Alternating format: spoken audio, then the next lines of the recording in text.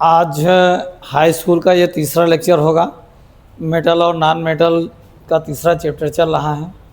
हम भौतिक गुण बता चुके थे मेटल के। आज धातुओं के रासायनिक गुण के बारे में बताएंगे, उनके नेचर के बारे में बताएंगे।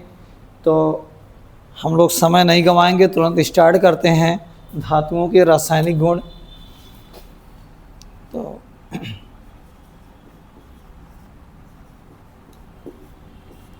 धातुओं के रासायनिक गुण।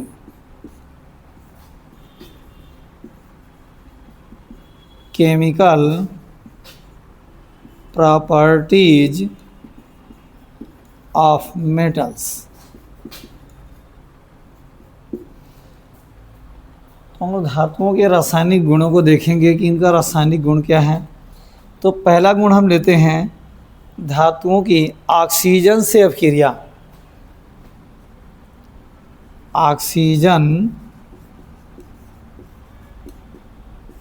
से अभिक्रिया।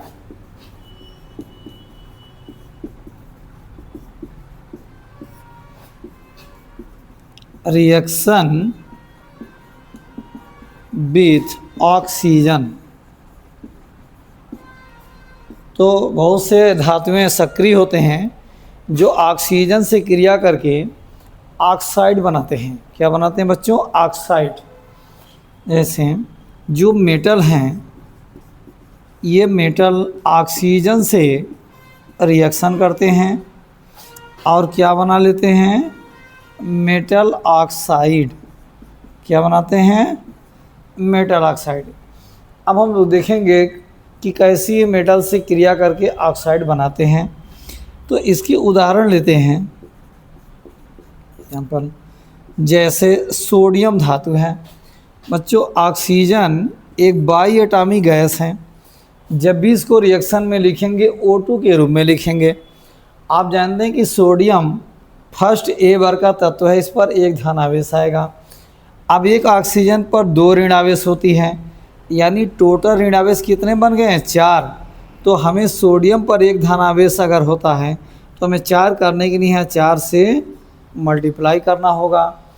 अब यहाँ पर देखिए 4 से जब मल्टीप्लाई किए हैं तो सोडियम 4 हो गया, ऑक्सीजन 2 कॉमन ले लेंगे तो यह सूत्र बन जाएगा 2Na2O। यानी देखिए 4 सोडियम 2 ऑक्सीजन। तो बच्चों इसका नाम था सोडियम और इसका नाम क्या है? ऑक्सीजन। अब ये दोनों क्रिया करके क्या बना लिए? Sodium oxide. क्या बना लिए?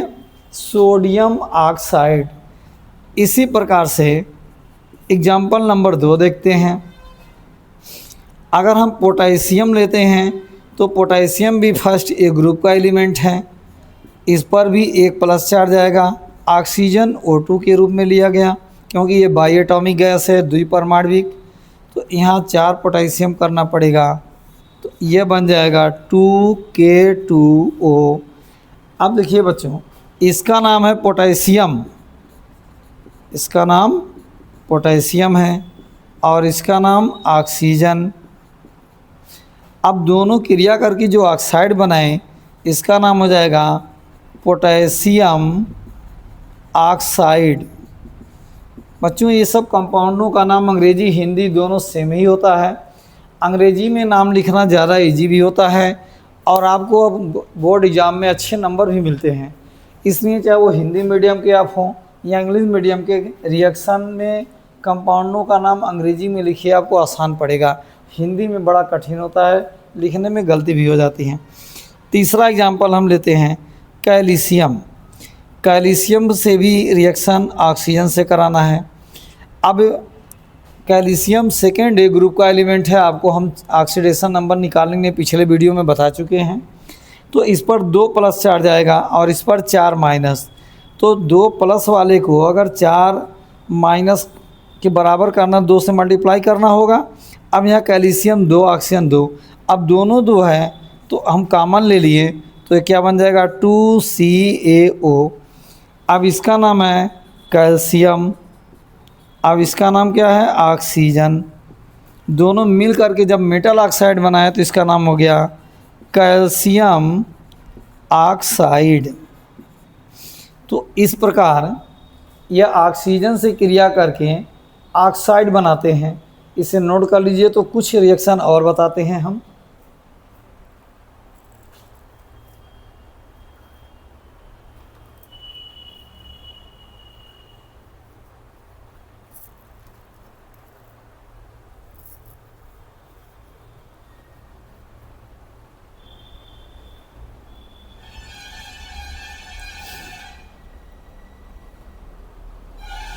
हो गया होगा।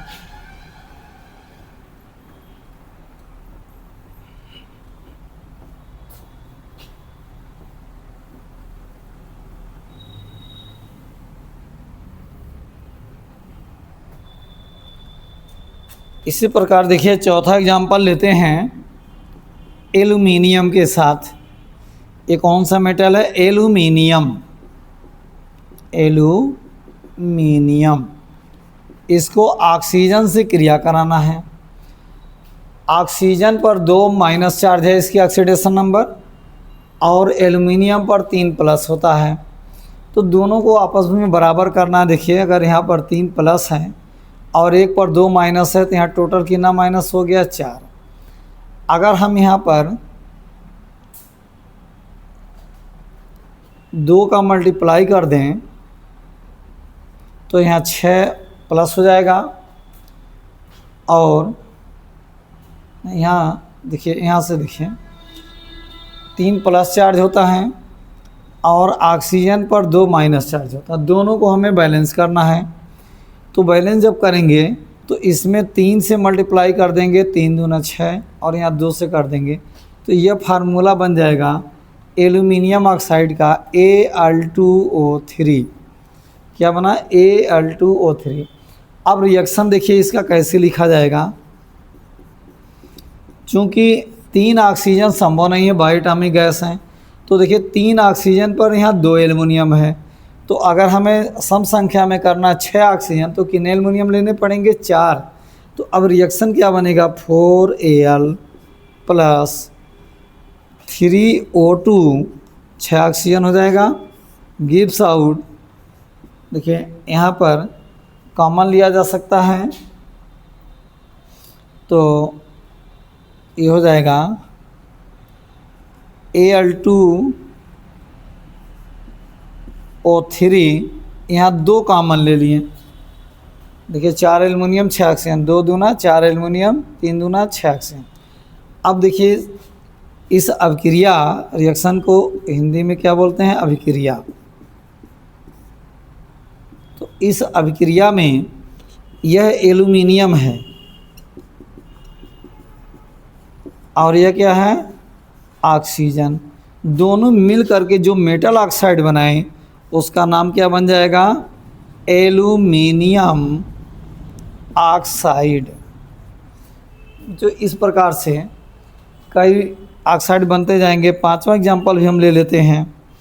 जैसे मैग्नीशियम है, यह सेकेंड ए ग्रुप का एलिमेंट है, 2 प्लस चार्ज आता है। ऑक्सीजन O2 के रूप में रहेगा तो 4 माइनस हो जाएगा, यहाँ 2 का गुणा करने 2 कॉमन ले लेंगे, ये हो जाएगा 2MgO, मैग्नीशियम ऑक्साइड। इसका नाम क्या हो जाएगा, मैग्नीशियम ऑक्साइड। इसने मेटल बनाने का फार्मूला हम बताएं, चार्ज निकालिए उनका, उनको बराबर कीजिए, हो जाएगा फार्मूला। इसका नाम क्या है, मैग्नीशियम, और यह ऑक्सीजन।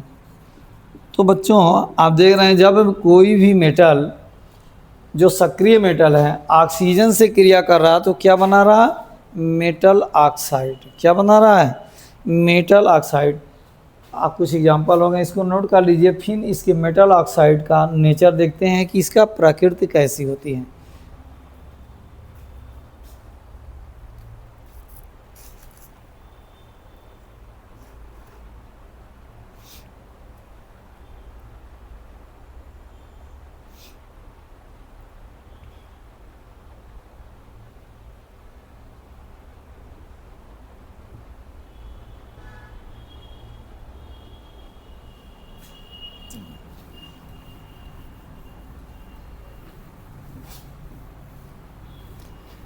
अब हम लोग देखेंगे ऑक्सीजन से धातुओं की अपक्रिया करने की क्षमता क्या होती है, उनकी दर क्या होती है।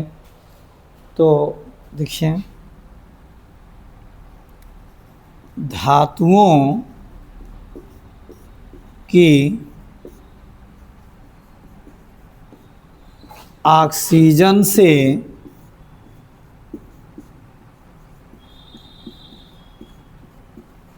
अभिक्रिया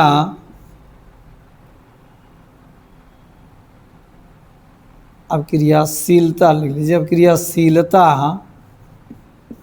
का क्रम, यानी series of reactivity of metals with oxygen. हम देखेंगे कि ऑक्सीजन से धातु कैसे क्रिया करते हैं। तो देखें, सोडियम सबसे ज़्यादा क्रियाशील होता है, उसके बाद पोटेशियम, पोटेशियम से भी कम अवक्रियाशील होता है मैग्नीशियम, मैग्नीशियम से कम अवक्रियाशील जिंक, जिंक से कम अवक्रियाशील कौन होता है, तो जिंक से भी कम अवक्रियाशील होता है आयरन, आयरन से भी कम कौन होता है, कॉपर। तो देखिए, आयरन, और आयरन से भी कम कौन है, कॉपर। यानी हम इसको ऐ कर सकते हैं कि जैसे जैसे हम बाएं से दाएं जा रहे हैं, अब क्रिया करने की दर घट रही है, किसके साथ, ऑक्सीजन की। यानी सोडियम ऑक्सीजन के साथ सबसे ज़्यादा क्रिया करता है, पोटेशियम उससे कम, मैग्नीशियम उससे कम, जिंक उससे कम, आयरन उससे कम, कॉपर सबसे कम। यानी ये डिक्रीजिंग आर्डर है। क्या है, डिक्रीजिंग आर्डर है। तो हम यहाँ लिख सकते हैं ऑक्सीजन के साथ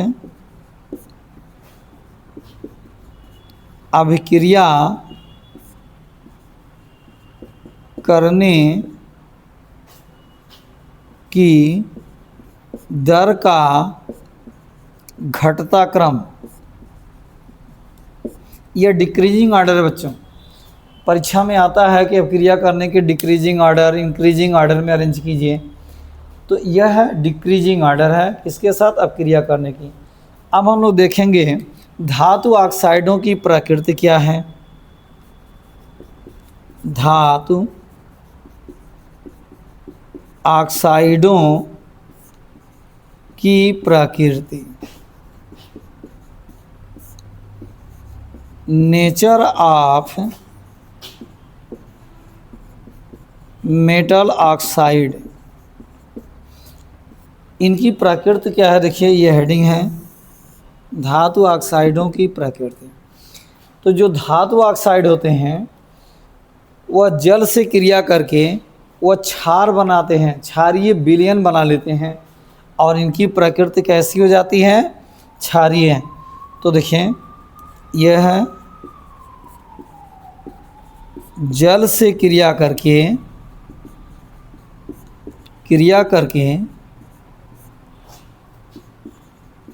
क्षारीय विलयन, यानी एल्कली सॉल्यूशन बनाते हैं। कैसा विलयन बना लेते हैं, क्षारीय विलयन। जैसे एग्जांपल देखिए, सोडियम ऑक्साइड है और इसको जल से क्रिया करा दिया गया, तो ये बना लिया 2NaOH, सोडियम हाइड्रोक्साइड। इसका नाम क्या है, सोडियम हाइड्रोक्साइड। सोडियम हाइड्रोक्साइड, इसका कॉमन नेम कास्टिक सोडा भी है। क्या नाम है इसका, कास्टिक सोडा।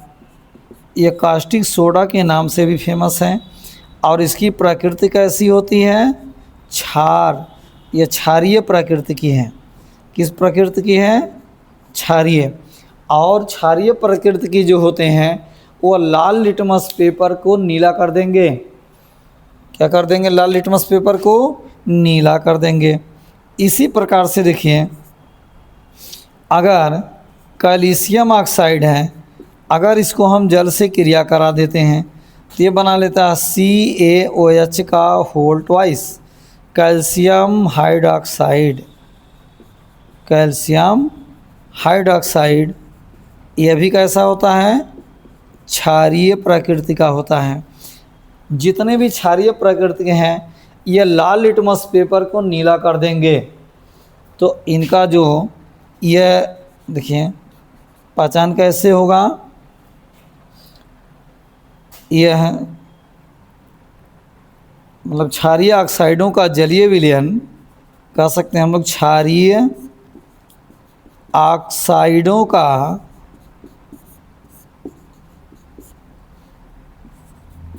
जलीय विलयन एक्वस सॉल्यूशन, जलीय विलयन लाल लिटमस पेपर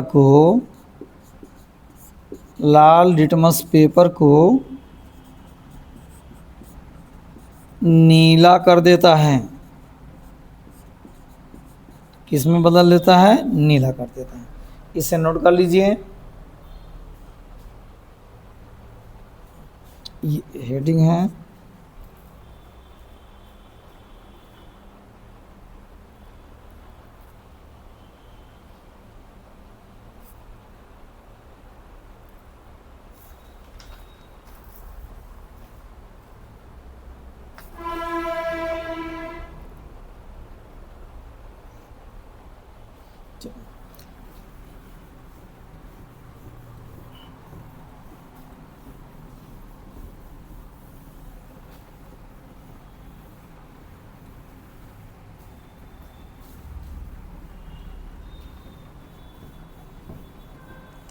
तो हम लोगों ने धातुओं की ऑक्सीजन से क्रिया देखा, जो ऑक्साइड बने उनकी प्रकृति को भी देख लिए, धातुओं की ऑक्सीजन करने से उनकी सक्रियता का दर क्या है इसको भी हम लोग देख लिए।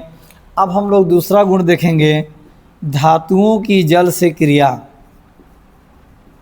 धातुओं की जल से क्रिया। रिएक्शन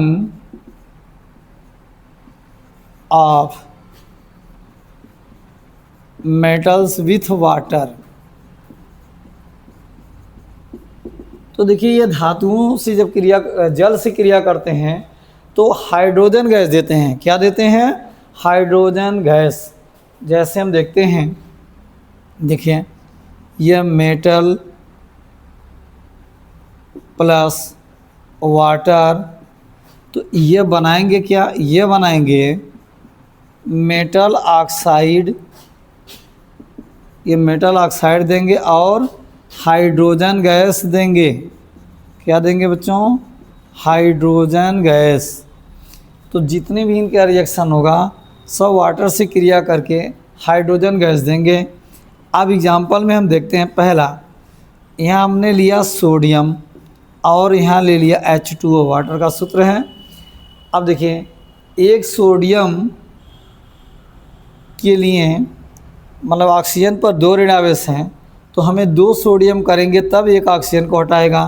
तो यहाँ सोडियम करना पड़ेगा 2, तो यह बन जाएगा Na2O सोडियम ऑक्साइड, और क्या निकला? 2 हाइड्रोजन यहाँ बच जाएगा, H2 गैस, जी गैस का सिंबल है। और ये हो जाएगा सोडियम ऑक्साइड। क्या बन जाएगा? Sodium oxide. तो एक मेटल ऑक्साइड बना और हाइड्रोजन गैस निकला। इसी प्रकार से हम नेक्स्ट एग्जांपल देखते हैं। अगर ये मैग्नीशियम है और हम इसको जल से क्रिया करा देते हैं, तो आप जानते हैं मैग्नीशियम पर 2 प्लस चार्ज होती है, तो ये एक मैग्नीशियम एक ऑक्सीजन को हटा सकता है क्योंकि ऑक्सीजन पर 2 ऋण आवेश होती हैं। तो ये बन जाएगा MgO plus H2 hydrogen gas निकलेगा। और यह क्या बना? Magnesium oxide. तो जल से भी क्रिया करके ये मेटल ऑक्साइड बनाते हैं और हाइड्रोजन गैस देते हैं, इसका ध्यान रखना है। तीसरा एग्जाम्पल हम लेते हैं, जैसे कैल्शियम है और इसको जल से क्रिया करा देते हैं तो बन जाएगा कैल्शियम ऑक्साइड और हाइड्रोजन गैस निकलेगा। क्या बन गया? कैल्शियम ऑक्साइड और क्या निकला? Hydrogen gas. ये कैल्शियम है, इसका नाम मैग्नीशियम है, इसका नाम सोडियम है। इसी प्रकार अगर हम जिंक का क्रिया करा देते हैं जल से तो ये बना लेगा ZnO+H2, जिंक ऑक्साइड बनाएगा और हाइड्रोजन गैस निकलेगा। ये बन गया जिंक ऑक्साइड। तो जो सभी धातुएं जल से यानी वाटर से क्रिया करके क्या बना रहे हैं? मेटल ऑक्साइड और हाइड्रोजन गैस दे रहे हैं। इसे नोट कर लीजिए।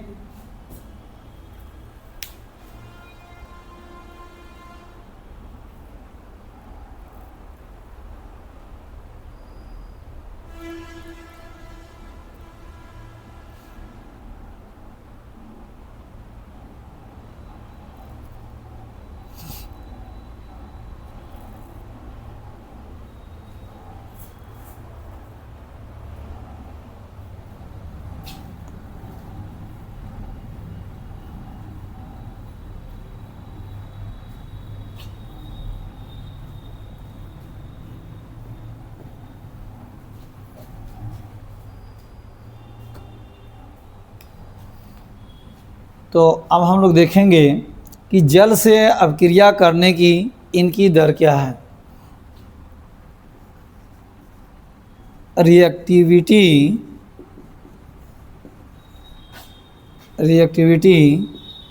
Order of metals with water, अर्थात धातुओं की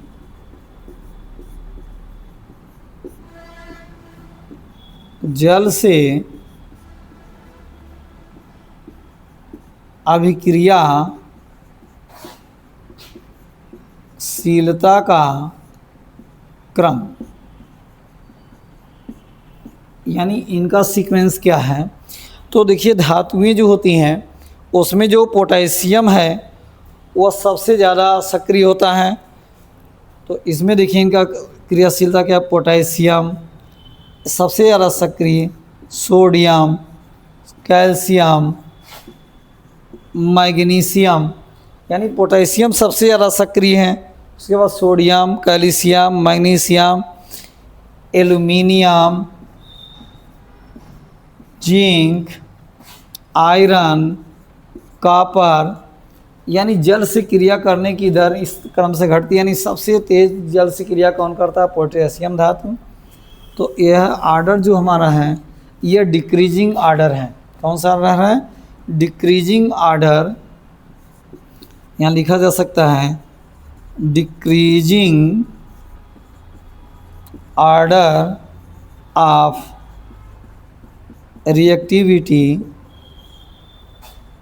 ऑफ मेटल्स विथ वाटर, अर्थात धातुओं की जल से अभिक्रिया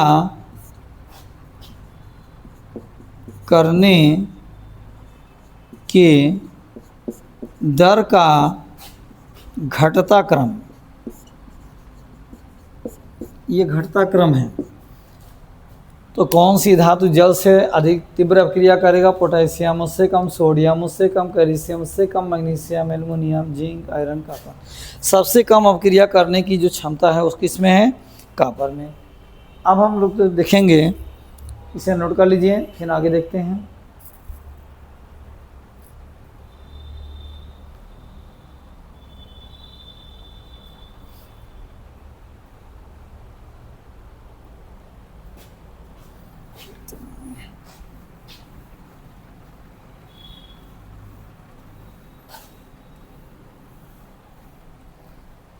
तीसरा प्रॉपर्टीज है धातुओं की अम्लों से क्रिया, अम्लों से क्रिया, reaction of metals with acid. तो सभी धातुएं, गोल्ड और प्लेटिनम को छोड़ करके लगभग सभी धातुएं अम्लों से क्रिया करती हैं। तो अम्लों से क्रिया करके ये बनाती क्या हैं? तो देखा जाए, जो ये मेटल होते हैं प्लस एसिड ये रिएक्शन करते हैं तो ये बनाते हैं, देखिए जो मेटल हैं एसिड से क्रिया करके प्रायः एक सॉल्ट बनाते हैं। क्या बनाते हैं? सॉल्ट यानी लवण। और कुछ में और ये प्रायः हाइड्रोजन गैस देते हैं। क्या देते हैं? Hydrogen gas. जैसे एग्जांपल में देखते हैं सोडियम है और इसको क्रिया कराया जाता है HCl से, हाइड्रोक्लोरिक एसिड, हाइड्रोक्लोरिक एसिड। अब यहाँ देखिए सोडियम पर एक प्लस चार्ज होता है, क्लोरीन पर एक माइनस। अब क्लोरीन जब भी गैस बन के निकलेगा तो द्विपरमाणविक होती हैं, हाइड्रोजन भी द्विपरमाणविक गैस हैं। तो यहाँ बैलेंस करने के लिए सोडियम को 2 करना पड़ेगा, इसको भी 2। ये बनाएगा क्या? 2NaCl plus H2। कौन सा गैस निकल जाए? H2। और ये जो बना सोडियम क्लोराइड, सोडियम क्लोराइड, जो सोडियम क्लोराइड क्या है? एक कॉमन साल्ट है यानी साधारण लवण। यह साधारण लवण है जिसको हम लोग नमक के रूप में जानते हैं। घरों में यूज होने वाला सबसे कॉमन साल्ट है यह। इसी प्रकार देखिए दूसरा एग्जाम्पल, अगर यही सोडियम अगर सल्फ्यूरिक अम्ल से अब क्रिया करा दिया जाए तो यहाँ 2 करेंगे क्योंकि सल्फेट रेडिकल पर 2 माइनस चार्ज होता है। सारे रेडिकल हम पीछे लिखवाए हैं। तो देखिए इसको बैलेंस करेंगे, 2 सोडियम 1 सल्फेट को बैलेंस कर देगा, हो जाएगा Na2SO4 प्लस H2 गैस निकला। तो कौन सा गैस निकला? हाइड्रोजन। अब ये साल्ट कौन सा बना? Sodium sulphate.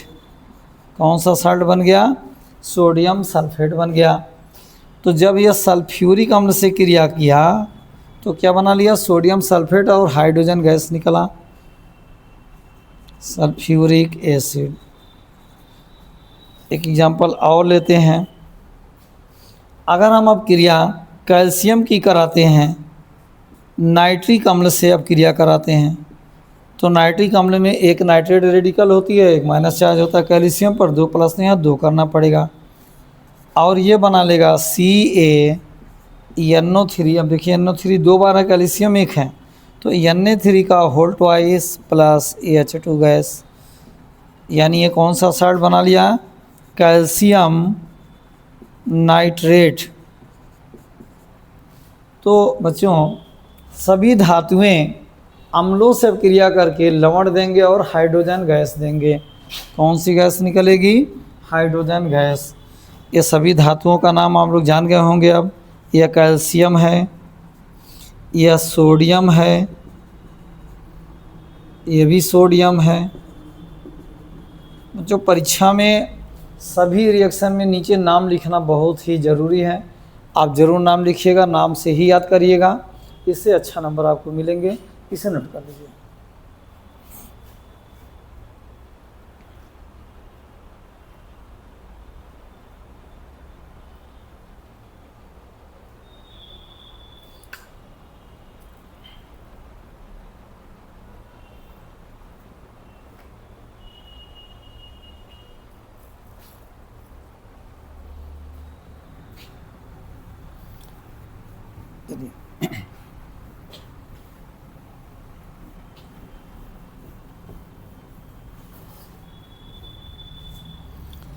अब हम लोग देखेंगे कि धातुओं का अम्लों से अभिक्रियाशीलता का क्रम क्या है।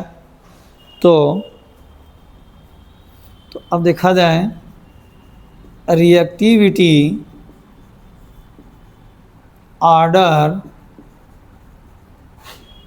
Of metals with acid, acid के साथ इनकी अभिक्रिया करने का क्रम क्या है। हिंदी में भी लिख देते हैं, धातुओं की अम्लों से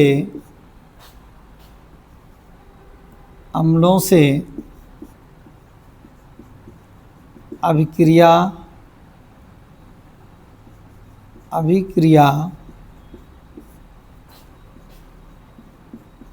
करने का क्रम। तो देखिए, जो इसमें सोडियम धातु होता है वो ज़्यादा सक्रिय होता है, सोडियम फास्ट अभिक्रिया करता है, उससे कम मैग्नीशियम, मैग्नीशियम से कम एल्युमिनियम, एल्युमिनियम से कम जिंक, जिंक से भी कम आयरन, और आयरन से भी कम copper.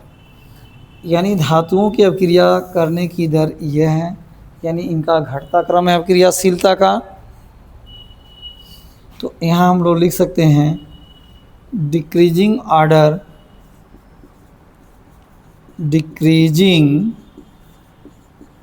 Order of reactivity of acid with metals, इन धातुओं की अभिक्रिया करने के दर का घटता क्रम, धातुओं की अम्लों से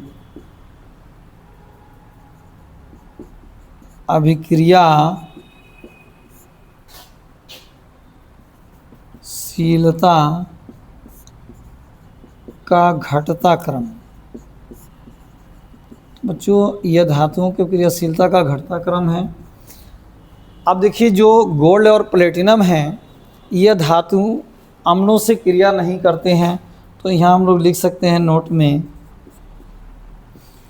गोल्ड का सिंबल है AU, गोल्ड, प्लेटिनम, इसका नाम क्या है, प्लेटिनम, यह अम्लों से क्रिया नहीं करते हैं, क्योंकि यह उत्कृष्ट यानी नोबेल उत्कृष्ट धातु हैं। बच्चों, गोल्ड और प्लेटिनम किसी भी धातु से अभिक्रिया नहीं करते हैं, यह केवल किससे अभिक्रिया करते हैं, एक्वा रेजिया से। किससे करते हैं, एक्वा रेजिया से। तो यहाँ पर हम कह सकते हैं यह केवल एक्वा रेजिया से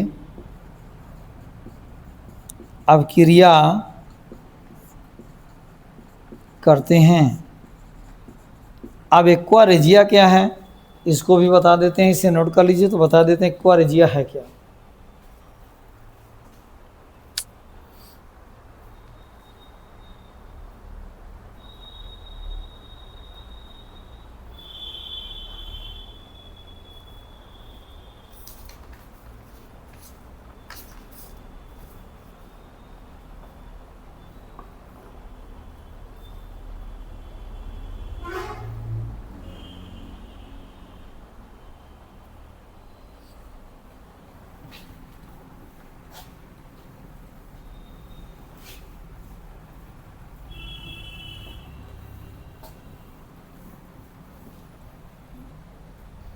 तो एक्वा रेजिया है क्या, देखें, इसमें 3 भाग कंसंट्रेट यानी सांद्र हाइड्रोक्लोरिक अम्ल होगा, और 1 भाग नाइट्रिक एसिड HNO3 यानी ये एक है। यानी हम कह सकते हैं यह किस रेशियो में, 3:1। इस रेशियो में अगर जो मिश्रण बनता है इसी को बोला जाता है एक्वा रेजिया। क्या बोलते हैं? Aqua regia. ये परीक्षा में पूछा भी जाता है एक्वा रेजिया है क्या। तो एक्वा रेजिया 3 भाग सांद्र हाइड्रोक्लोरिक अम्ल और 1 भाग सांद्र नाइट्रिक अम्ल के मिश्रण को एक्वा रेजिया कहते हैं। यह गोल्ड और प्लेटिनम से भी अभिक्रिया कर लेता है। तो अब हम लोग देखेंगे धातुओं के सक्रियता का श्रेणी क्या है, इसे नोट कर लीजिए, बताते हैं।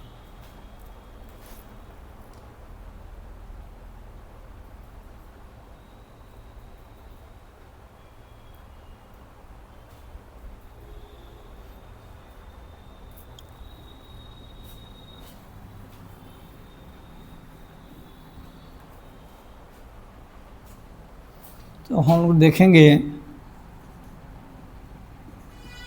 Reactivity series of metals,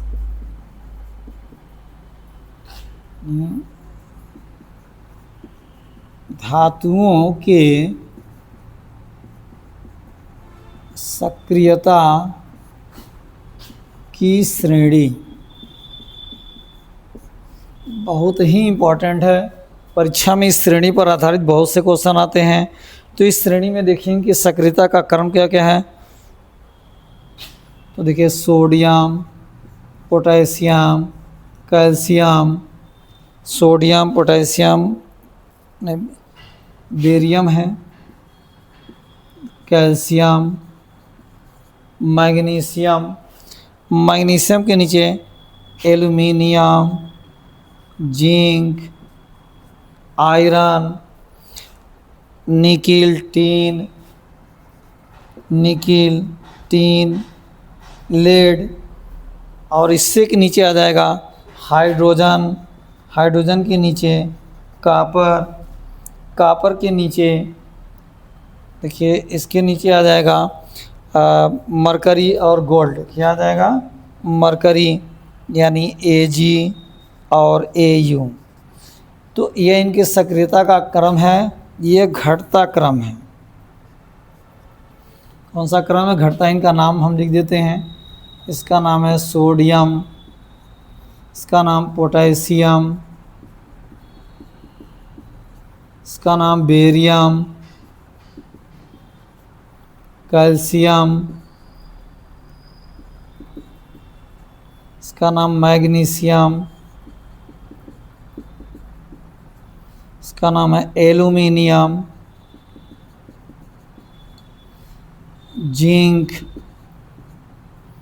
iron,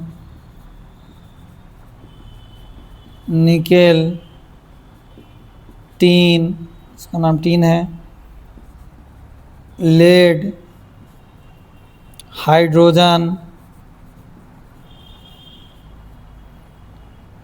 copper, hydrogen है, कॉपर, सिल्वर और लास्ट वाला है गोल्ड। तो इनका सक्रियता का क्रम है। अब जो धातुएं हाइड्रोजन से ऊपर हैं वो हाइड्रोजन से ज़्यादा एक्टिव हैं। तो यह हाइड्रोजन है। हाइड्रोजन को देखिए हम अलग कलर कर दिए। अब जो इससे ऊपर हैं तो इनको हम कह सकते हैं, देखिए ये जितना ऊपर हैं ये सब के सब हाइड्रोजन से अधिक सक्रिय धातु हैं। हाइड्रोजन से अधिक सक्रिय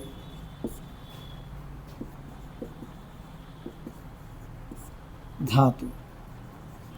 इसका मतलब ये हुआ कि ये जितने ऊपर वाले हैं किसी भी अम्ल के विलयन से हाइड्रोजन को हटा देंगे, क्योंकि हाइड्रोजन नीचे इसकी सक्रियता कम है। और जो हाइड्रोजन से नीचे हैं यह हाइड्रोजन से कम सक्रिय हैं। ये क्या है? हाइड्रोजन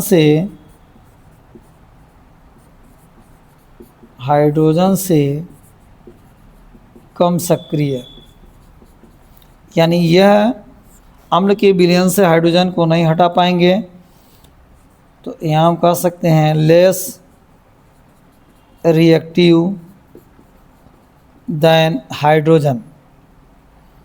कैसे हैं लेस रिएक्टिव देन हाइड्रोजन? और यह हैं मोर रिएक्टिव देन हाइड्रोजन, यह हाइड्रोजन से अधिक सक्रिय है। तो यह धातुओं की सक्रियता का क्रम है, इसे नोट कर लीजिए, बहुत इंपॉर्टेंट है। इससे बहुत से क्वेश्चन आते हैं, कौन अम्ल से हाइड्रोजन हटा देगा, तो ऊपर वाले सब अम्ल से हाइड्रोजन हटा देंगे, जो हाइड्रोजन से नीचे हैं ये अम्ल से हाइड्रोजन को नहीं हटा पाएंगे क्योंकि उनकी सक्रियता कम है। इसे नोट कर लीजिए, ऊपर से नीचे आने पर इनकी सक्रियता का क्रम क्या हो रही है? घट रही है। तो ये देखिए, एक ऐसे एरो बना लीजिए और यहाँ लिख दिया जाए सक्रियता का घटता क्रम। यह डिक्रीजिंग ऑर्डर, ऊपर से नीचे आएंगे सक्रियता घटती जाएगी, अगर नीचे से ऊपर जाएंगे तो सक्रियता इसका ठीक अपोजिट बढ़ती जाएगी। इसे नोट कर लीजिए। तो बच्चों, आज के इस लेक्चर में इतना ही रहने देते हैं। धातुओं की केमिकल प्रॉपर्टीज, उनकी सक्रियता, उनकी प्रकृति हम लोग देख लिए। अब नेक्स्ट लेक्चर में आगे हम बताएंगे नॉन मेटल क्या है, नॉन मेटल की अभिक्रिया करने का गुण क्या है, उनका फिजिकल और केमिकल प्रॉपर्टी यानी भौतिक रासायनिक गुणों का हम समझाएंगे। तो इसे नोट कर लीजिए और याद करते रहिए। धन्यवाद।